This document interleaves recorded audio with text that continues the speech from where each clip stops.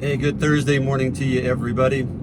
As I was preparing to leave this morning, I was watching some news. I do that periodically in the morning. And I was reminded again of the war in Ukraine. It's in the news every single day. We know the atrocities that are happening and how heartbreaking that is. And it was just struck because I realized that now that it's been going on for nearly 2 months, something happens in our minds that happens often when it takes a long time for something to be resolved. And that is, we pay less attention to it. It doesn't have the same kind of impact on our heart or our soul as it did initially. And we just kind of become accustomed and used to it. And we may even then begin to wane in our support or our concern, or most importantly as Christians, in our prayers for things like that. And I just want to encourage you today.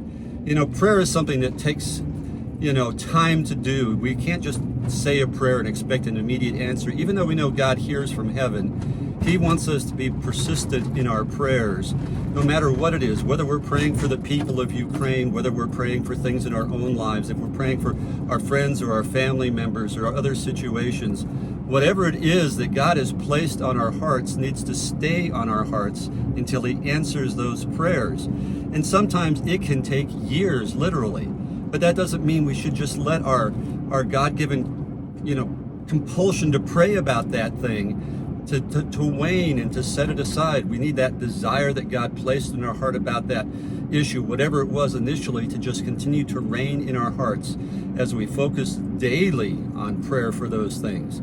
So I want to encourage you, if you felt like giving up recently about something you've been praying for, don't.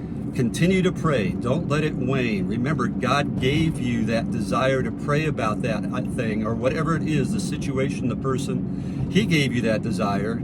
He wants you to continue to pray until He does what He's going to do, no matter how long it takes. So today, don't give up. Keep praying.